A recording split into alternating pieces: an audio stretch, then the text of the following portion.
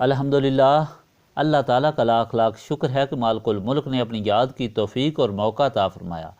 لاکھوں اور کروڑوں درود حضرت محمد مصطفیٰ صلی اللہ علیہ وآلہ وسلم پر، جن کے طفیل مالک الملک نے یہ مہربانی عطا فرمائی۔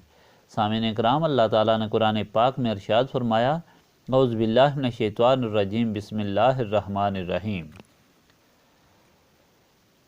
اللہ تعالیٰ ہی کی پاکی بیان کر رہی ہے ہر چیز جو آسمانوں اور زمین میں ہے، اور وہی سب پر غالب بڑا دانا ہے۔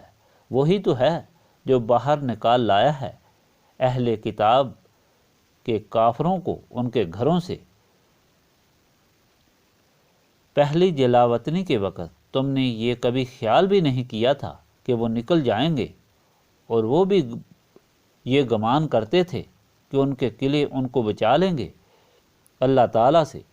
پس آیا ان پر اللہ تعالیٰ کا قہر اس جگہ سے جہاں سے ان کو خیال بھی نہ آیا تھا، اور اللہ تعالیٰ نے ڈال دیا ان کے دلوں میں رعب، چانچہ وہ برباد کر رہے تھے اپنے گھروں کو اپنے ہاتھوں سے اور اہل ایمان کے ہاتھوں سے۔ پس عبرت حاصل کرو اے عقل رکھنے والو، اور اگر نہ لکھ دی ہوتی اللہ تعالیٰ نے ان کے لیے جلاوطنی تو انہیں عذاب دے دیتا اس دنیا میں، اور ان کے لیے تو آخرت میں آگ کا عذاب ہے۔ یہ سزا اس لیے کہ انہوں نے مخالفت کی تھی اللہ تعالیٰ اور اس کے رسول کی، اور جو اللہ تعالیٰ کی مخالفت کرتا ہے تو اللہ تعالیٰ عذاب دینے میں بڑا سخت ہے۔ جو درخت تم نے کاٹ ڈالے یا جن کو تم نے چھوڑ دیا کہ کھڑے رہیں اپنی جڑوں پر، تو یہ اللہ تعالیٰ کے اذن سے تھا تاکہ وہ رسوا کرے نافرمانوں کو۔ اور جو مال اللہ تعالیٰ نے غنیمت کے طور پر دیے اپنے رسول صلی اللہ علیہ وآلہ وسلم کو، ان سے جن پر نہ تو تم نے گھوڑے دڑائے اور نہ اونٹ، بلکہ اللہ تعالیٰ تسلط بخشتا ہے اپنے رسولوں کو جس پر چاہتا ہے، اور اللہ تعالیٰ ہر چیز پر پوری قدرت رکھنے والا ہے۔ جو مال غنیمت کا دیا اللہ تعالیٰ نے اپنے رسول صلی اللہ علیہ وآلہ وسلم کو ان گاؤں کے رہنے والوں سے، تو وہ اللہ تعالیٰ کا ہے، اور رشتہ داروں، یتیموں، مسکینوں اور مسافروں کے لیے ہے، تاکہ وہ لوگ گردش نہ کرتا رہے، تاکہ وہ مال گردش نہ کرتا رہے تمہارے دولت مندوں کے درمیان، اور رسول اللہ صلی اللہ علیہ وآلہ وسلم جو تم کو عطا کر دیں وہ لے لو، اور جس سے تم کو روکیں تو رک جاؤ، اور ڈرتے رہا کرو اللہ تعالیٰ سے، بے شک اللہ تعالیٰ سخت عذاب دینے والا ہے۔ یہ مال نادار مہاجرین کے لیے ہے جن کو نکال دیا گیا ان کے گھروں سے اور جائیدادوں سے، یہ تلاش کرتے ہیں اللہ تعالیٰ کا فضل اور اس کی رضا، اور مدد کرتے ہیں اللہ تعالیٰ اور اس کے رسول کی۔ یہی راست باز لوگ ہیں، اور اس مال میں ان کا بھی حق ہے جو دار ہجرت میں مقیم ہیں اور ایمان میں ہیں۔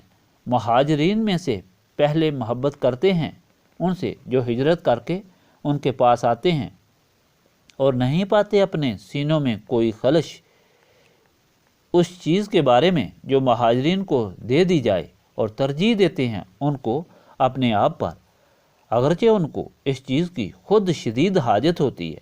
اور جس کو بچا لیا گیا ہے اپنے نفس کی حرص اور بخل سے، تو وہی لوگ بامراد ہیں۔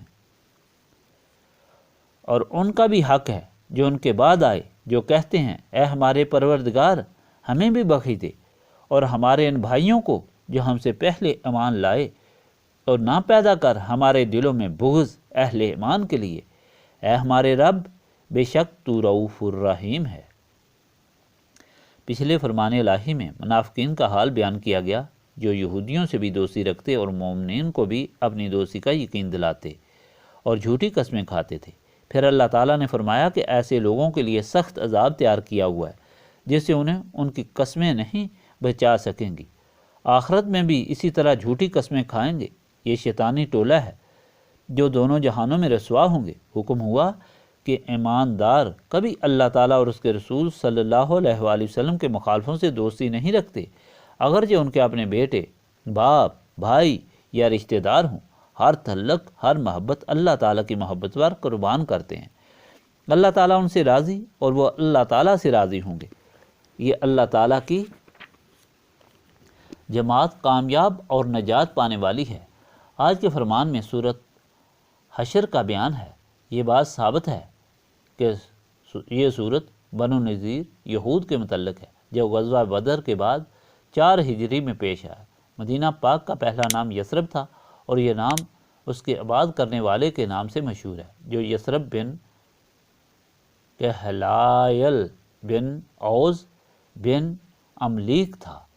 عمالقہ کا کام فتنہ فساد تھا۔ حضرت موسیٰ نے حضرت یوشع کی قیادت میں بنی اسرائیل کا ایک لشکر عمالقہ کی بیخ کنی کے لیے یثرب بھیجا اور حکم دیا کہ ان میں سے کسی کو زندہ نہ چھوڑے۔ یوشع نے عمالقہ کو شکست فاش دی اور سب کو تہ و تیگ کر دیا، صرف ان کے بادشاہ سمیدہ بن ہومر کا ایک لڑکا جو بہت خوبصورت تھا، اسے انہوں نے زندہ رہنے دیا کہ حضرت موسیٰ خود ان کے بارے میں فیصلہ کریں۔ جب یہ فاتح لشکر واپس پہنچا تو اس سے پہلے موسیٰ علیہ السلام فوت ہو گئے۔ یہودیوں کو پتہ چلا کہ یوشع نے عمالقہ کے لڑکے کو قتل نہیں کیا تو وہ خفا ہوئے اور انہیں اپنے علاقے میں رہنے نہیں دیا، چنانچہ وہ واپس آ کر یثرب میں ہی آباد ہو گئے۔ جب بخت نصر نے یروشلم پر حملہ کر کے ہیکل سلیمانی کو تہہ و بالا کر دیا اور یہودیوں کا قتل عام کیا تو یہودیوں میں سے کچھ نے بھاگ کر یثرب میں سکونت اختیار کی اور کچھ تمافدق خیبر وادی القرا میں آباد ہو گئے۔ اس طرح یمن میں سیلاب کی بربادی کی وجہ سے بھی کچھ لوگ آ کر یثرب میں آباد ہوئے۔ جو اوس اور خزرج تھے، یثرب میں غلبہ یہودیوں کا تھا، ہر چیز پر وہ قابض تھے، لیکن ایسا اوس اور خزرج کی تعداد زیادہ ہوتی گئی تو پھر ان میں سے ایک شخص نے یہودیوں کے تغلب کے خلاف سوچنا شروع کیا۔ وہ غسان کے علاقے کے حکمران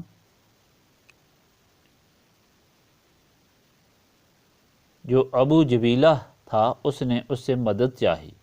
اس نے لشکر لا کر یثرب سے باہر ٹھہر کر یہودیوں سے ملاقات کی خواہش کی تو یہودی اپنے قلعوں سے باہر نکل کر اپنے ملازموں سمیت ملاقات کے لیے آئے تو اس نے لشکر کو حکم دیا کہ ان سب کو تہ و تیگ کر دو، چنانچہ سب مارے گئے۔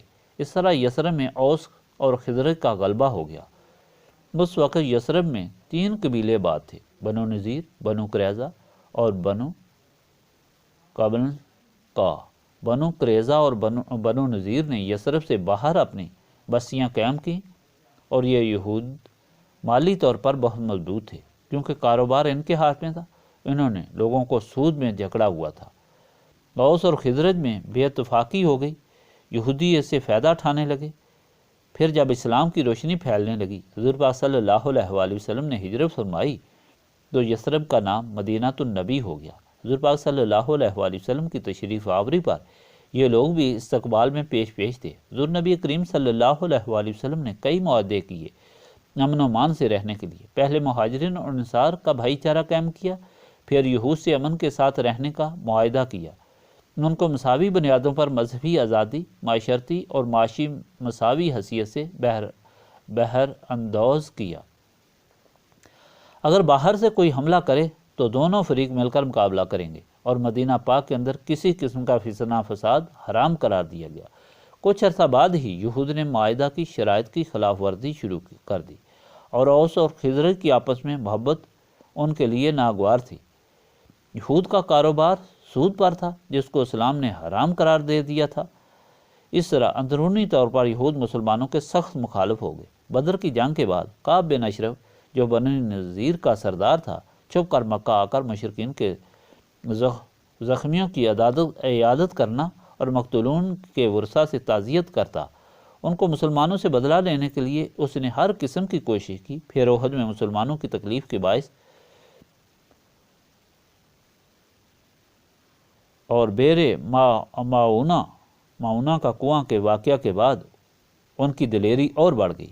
ایک بار حضور پاک صلی اللہ علیہ وآلہ وسلم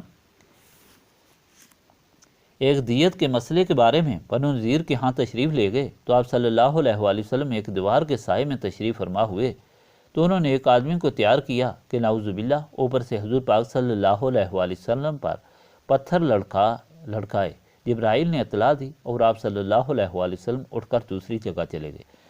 اسی صورت میں یہود کے خلاف قدم اٹھانا ضروری ہو گیا تو پھر ان کے خلاف غزوہ ہوا جو اس صورت میں بیان کیا گیا ہے، اور فرمایا گیا کہ اللہ تعالیٰ کی مدد ایسی ہوئی کہ یہود اپنے گھر اپنے ہاتھوں سے اکھاڑ کر بھاگے، اور درختوں کو کاٹنا بھی حکمت عملی تھی۔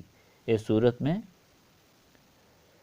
غنیمت کے مال کے متعلق بھی حکم ہوا اور اسلام کے معاشی نظام کا ذکر کیا گیا، اور اپنے محبوب صلی اللہ علیہ وآلہ وسلم کی غیر مشروط اطاعت کا حکم دیا گیا۔ منافقین کی حرکات کا ذکر کیا گیا۔ یہود بنو نذیر کو مدینہ منورہ سے نکل جانے کا حکم دیا گیا۔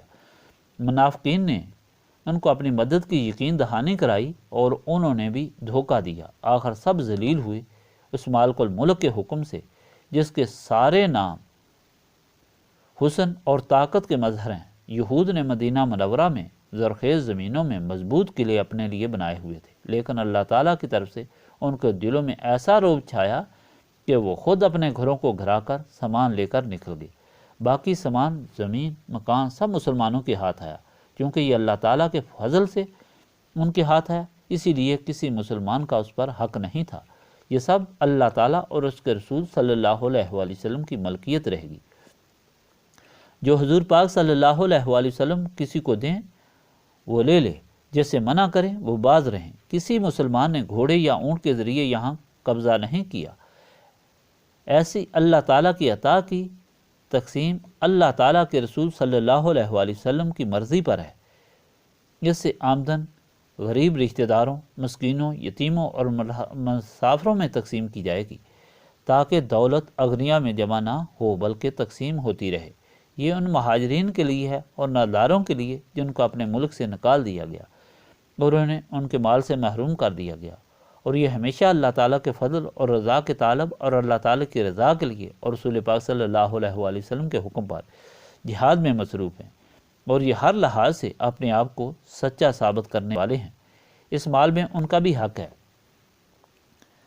جو دارالہجرت میں پہلے سے مقیم ہیں، ایمان پر ثابت قدم ہیں، اور جو مہاجر اور آگے ہیں ان سے بھی محبت کرتے ہیں اور حسد نہیں کرتے بلکہ اپنے پر ان مہاجرین کو ترجیح دیتے ہیں۔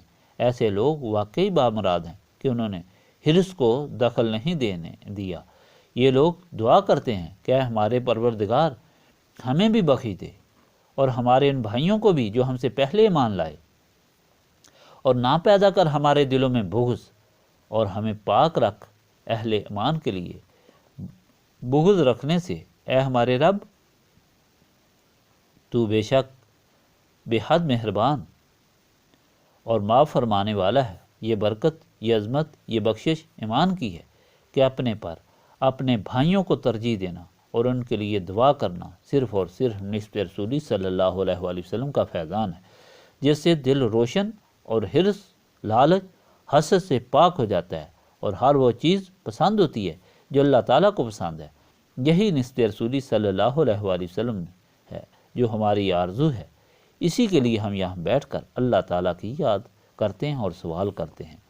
اللہم صلی علی سیدنا محمد وعلی آلہ وصحبہ صلاۃ تکون لنا امان من کل خوف، لا الہ الا انت سبحانک انی کنت من الظالمین، ربنا آتنا فی الدنیا حسنۃ وفی الآخرۃ حسنۃ وقنا عذاب النار، استغفر اللہ العظیم الذی لا الہ الا هو الحی القیوم واتوب الیہ، استغفر اللہ العظیم الذی لا الہ الا هو الحی القیوم واتوب الیہ، استغفر اللہ العظیم الذی لا الہ الا هو الحی القیوم واتوب الیہ، ربنا تقبل منا انک انت السمیع العلیم وتب علینا انک انت التواب الرحیم۔